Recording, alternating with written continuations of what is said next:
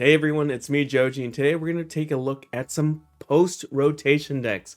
Now these are going to be decks that have Paldean Fates and Temporal Forces cards in them. And post-rotation is actually coming up real quick, I think early April, right as Temporal Forces becomes tournament legal. So let's go ahead and take a look at some of those decks, starting off with two decks featuring some starter Pokemon.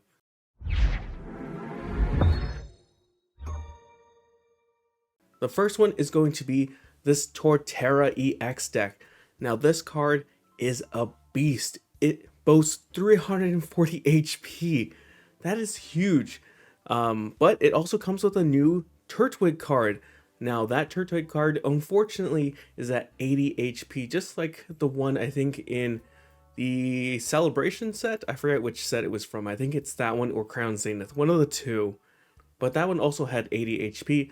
But this one has an ability which it could be helpful, has Solid Shell where it takes 20 less damage from attacks, so may be able to survive an attack from a weaker basic Pokemon or something if need be. But we're going to be running that with the Grottle that has the Sun Drenched Shell ability, being able to grab any grass Pokemon that you want at any time during your turn is a good card. So you can use that to either set up from a Grottle to a Torterra, or evolve any of the other grass Pokemon that we'll see in a second. Now, as I said, Torterra EX, it is a beast. Again, 340 HP, that is a lot for an EX Pokemon. I think it's actually just as much as the Copperajah EX, if not a little bit less, because of Copperajah EX's ability, I believe. You could increase this by using some sort of Pokemon tool, but in this deck, we're just going to leave it as is at 340. But its attacks, let's talk about the attacks. Forest March, 30 times for each grass Pokemon in play. So if you have it as your active, of course, to attack with, and then 5 on the bench, you are doing 180 damage for 1 energy. Now that's not a lot, but keep in mind what one of the major meta decks out there is. Yes, Charizard EX, the Dark type Pokemon version, right? Dark Terra. Now, it's going to be weak to Torterra. That is 360 HP. Just enough to knock it out. Keep in mind, if you only have 5 in play, it's only going to be doing 330 short. So you want to have your full bench and, of course, your active as grass Pokemon. So you won't see anything other than grass Pokemon in this deck today. Now let's move on. We see another Torterra. You wonder why? Well, Evo Press is a really strong attack. It does 50 times for each of your evolution Pokemon. And as you can kind of see, we're running pretty much everything as an Evo Pokemon. So if you don't want to give away 2 prizes, you could use this Torterra instead and do still pretty good damage, you know. I think if you have every single one of your Pokemon as an evolution, you're still doing 300 damage. And that's not even including weakness to some of the dark type Pokemon. So it's a good card. Moving on, we're running an interesting line of Toedscool and Toedscruel. A 2 Toedscool and 2 Toedscruel, the basic non-EX one. This one is the Slime Mold Colony, which essentially is there to prevent things like Pokestop and a few other trainer cards that bring items and other important things from the discard back into your opponent's hand. But then we also have the Toedscruel EX, which is a good attacker, but mainly for its protective mycelium ability, where you can prevent the effects of attacks on Pokemon that have energy attached. So if you have your Torterra EX up, you don't have to worry about a Frenzy Gouging knocking it out because of the protective mycelium ability. Now we go on, we have only one V Pokemon. I wanted to include at least one to put in a Forest Sealed Stone, and there's honestly not a lot of good Pokemon V, basic Pokemon V that are grass types. I was jumping between either this Hisuian Lilligant or the Alolan Executor V, which I believe it's a first attack for 1 energy, puts 5, you have to flip a coin first. If it's heads, you put 5 energies from your deck onto your Pokemon any way you like, but that coin flip, you know, I don't want to put it up to luck or chance. So instead, Hisuian Lilligant, its ability, or sorry, first attack of being able to draw up to 6 cards, it's a good, you know, first turn attack if necessary. Now moving on, we do have a Kricketot, a 1/1 line of Kricketot, Kricketune, mainly for the Kricketune its ability, which is Swelling Tune, that adds 40 HP onto our grass Pokemon. So that 340 is already a 380. A lot harder, and you don't see too much fire Pokemon decks going around, so it's a pretty good card. I think the only thing you really have to worry about is the deck we'll talk about after, and of course the Radiant Charizard that shows up here and there in maybe Lost Box. Most, I think, Charizard EX decks, so you know, you'll counter them, they'll be countering you with that. So do keep that in mind, even though you're going to be now putting it up to 380, it is still going to be prone to fire weakness. Now for our supporter cards, we're going to be running 3 Arven, 3 Professor, 2 Boss's Orders, and 2 Iono. Moving on to our item cards, we're going to have 4 Nest Ball, 4 Rare Candies, because we have 2 different lines for the Torterra that we can just jump to. We mainly want to have a Grottle at least once or twice in play to be able to grab our grass Pokemon that way, but if we need to jump ahead, we have the 4 Rare Candy. We have 4 Ultra Ball, 2 switches. I put in the 2 switches because it does have 4 retreat cost, so if you want to switch into maybe the Evo Press Torterra, that switch is there. And of course we are losing Escape Rope to rotation, so having that second switch instead of an Escape Rope is kind of necessary. Now we have a Counter Catcher because we're probably going to get knocked out by a Radiant Charizard at some point. Hopefully it's more mid-game than late game, so that Counter Catcher matters a bit more, but you never know. A late game clutch with a Counter Catcher could happen. We have a Super Rod, but speaking of catchers, we are using the new A-Spec card, Prime Catcher, which, I mean, to be fair, if you haven't seen all the other not Prime Catchers, the other A-Spec cards, this one's going to be your go-to. Let's be real right now. Prime Catcher is really good. It acts like a Guzma. If you don't know what a Guzma is, it's a trainer card that essentially lets you switch your opponent's Pokemon and then lets you switch your own Pokemon. So essentially it's a double gust, but you get to choose what moves up. So it's a really good card as an item. That is way better. Although it's an A-Spec card, so you only get 1, but still that gusting effect was really great in Sun and Moon, and it's probably going to be really great in Scarlet and Violet. Now for our Pokemon tools, we're going to be running 1 Technical Machine Evo because we do have quite a few evolution Pokemon, so if that turn 1 just ends up, hey, let's just evolve some Pokemon, so be it. We have the 4 Sealed Stone for the Hisuian Lilligant V. For our stadium, we're going to be running 3 Artisan to set up our Toadscruel, Kricketot, and our, of course, Turtwig. We have 8 basic Grass Energy, and then 1 Mist Energy. Now this Mist Energy is a new card, of course. As long as it is attached to a Pokemon, it provides colorless energy, but the other effect is it prevents effects from attacks for your opponent's Pokemon done to the Pokemon that this card is attached to.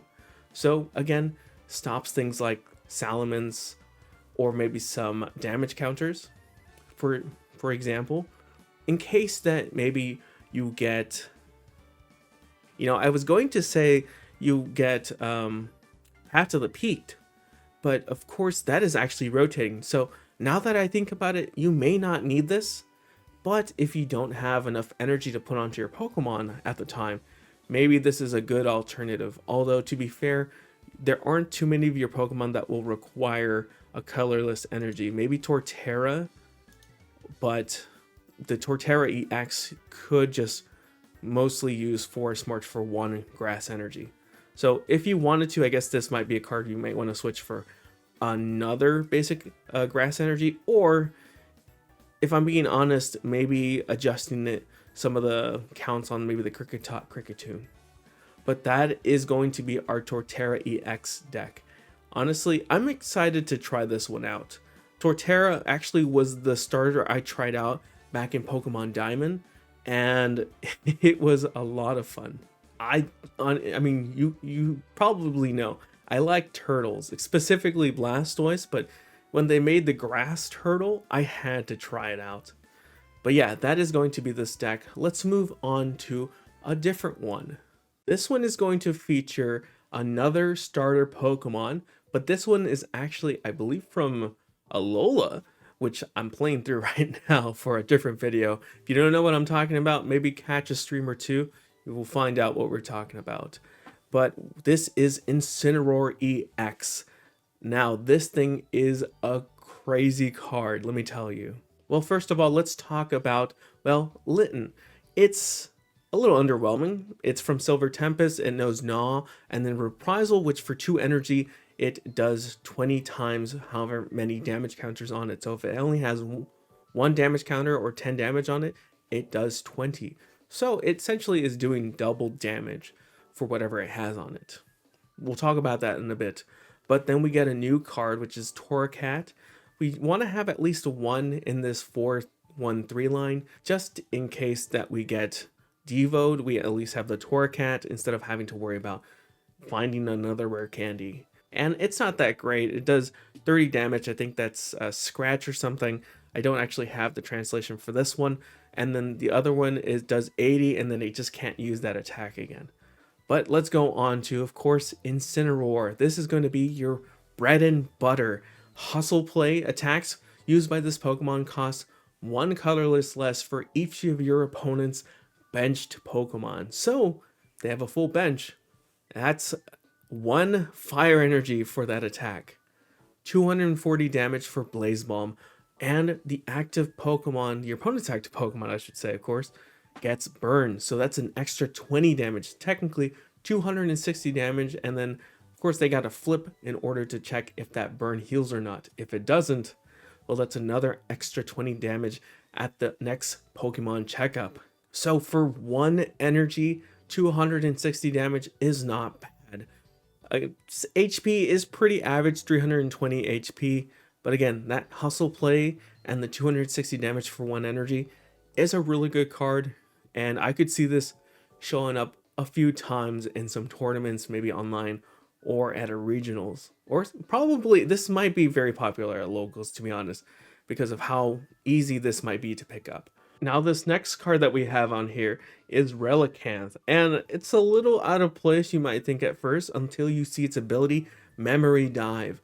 We've had a few cards in the past that do this effect, where each of your evolved Pokemon can use the attacks from your previous evolutions. Of course, you still need the energy required for those attacks, so you'll have to remember that if you're trying to use Litten's attack, Reprisal, that is the attack you're going to be using for Incineroar EX. Let's say you get damage for 200 damage, right? Well, Reprisal is going to be hitting back for 400 damage. That's instant KO on pretty much anything. So if they don't knock out your Incineroar, you're going to be knocking them out instead. And if you're wondering what I was talking about with other cards, we did have, I believe, a memory energy that did the same ability, but of course it was an energy that was attached to your Pokemon instead of a card that's taking up space, if I'm being honest. Now, the rest of this deck may seem similar to a few people that have played some Charizard EX decks, and that is because it is sort of similar. There is, of course, the Pidgeot EX 2-2 line. We have a 1 Lumineon, a 1 Manaphy to prevent knockouts on our Littens, and a Radiant Charizard. So, pretty much same Pokemon. Even some of these trainers are exactly the same. But of course, because of post-rotation, we're going to see a few changes in the trainer cards. So we have 3 Arven, we have 3 Professor's Research, 2 Boss's Orders, 2 Iono, and now a new card. This is going to be Buddy Poffin. Now this I mentioned earlier because the Turtwig is at 80 HP, but Buddy Poffin lets you search your deck for 2 basic Pokemon with 70 HP or less. Similar to essentially a Level Ball and a Battle VIP Pass, but again, I guess the stipulation of a Level Ball on a Battle VIP Pass. So it's not good for a lot of, high HP basic Pokemon, but for a lot of evolution decks, you're going to be running 4 of these in it. Then we have 4 Ultra Ball, 2 Nest Ball, 4 Rare Candies, of course, 2 Earthen Vessel, 2 Switches. I believe the Charizard EX list actually ran an Escape Rope, but of course that's rotating. We have a Lost Vacuum, a Super Rod, a Counter Catcher, Prime Catcher. As I said, it's the best Ace Spec, to be honest, for most decks. I say most because we might see something else in a different deck list that I'm making. Vitality Band, Forward Seal Stone for the Lumineon, of course. Magma Basin. Ooh, actually, I was using this mostly because of the attachment, but now it clicked in me that when you attach, you put 20 damage onto that Incineroar. Maybe that 20 damage is exactly what you need to start taking knockouts. You never know. Anyways, going back, we have the 5 basic fire energy and then 1 singular mist energy. Because Incineroar uses a fire and then all colorless, doesn't need them if your opponent has a full bench. But it is, again, a high HP EX Pokemon, so it's prone to things like Incineroar or a Giratina V-Star immediately knocking it out. So having at least 1 mist energy, I think, is going to be safe or a good choice in most decks in post-rotation. But yeah, this works similar to probably what we might see as a lot of the post-rotation Charizard EX decks. I took a lot of inspiration from Charizard EX for building the core of this Incineroar EX deck. But still think Incineroar EX is going to be a great card. I do think that we could have added a different Radiant Pokemon, maybe even the Greninja, possibly Greninja just for some draw support, but I think more likely I would have wanted to add the Alakazam, just because if we do ping that burn damage, maybe want to move that away in case that they don't heal that burn on the next turn. We can just start moving away, because if they fail the Pokemon checkup, then we move it away, they get burned again, they fail it a checkup again, then that's perfect. But if you're getting the knockout maybe like a Charizard EX too early, of course you don't want to do that because there'll be easier knockouts on you because they'll be doing more damage. But I don't know, maybe rating Alakazam instead of the Charizard. But I think Charizard's probably the best option for now because it is for most decks that run fire energy. But those two are going to be the decks that pretty much we're covering today. Hopefully when these cards actually do come out, I think mid-March, I'm going to have a lot of fun testing out these decks that I'm showing off right now. I will be making, of course, gameplay videos on them, and hopefully we can get some testing done with some proxies. So I'm excited to see what other decks we can cook up. Of course, I actually have 4 other decks that I'm cooking up and will probably be posting some videos on in a few weeks. So if you want to catch those, definitely get subscribed. And of course, leave a like if you want to see more of these videos. I am going to be doing a Bayonet, possibly a Future Box, and then a few other decks along the way. So I'm excited to see what we can cook up for this post-rotation set. Anyways, guys, as always, stay safe and thanks for watching.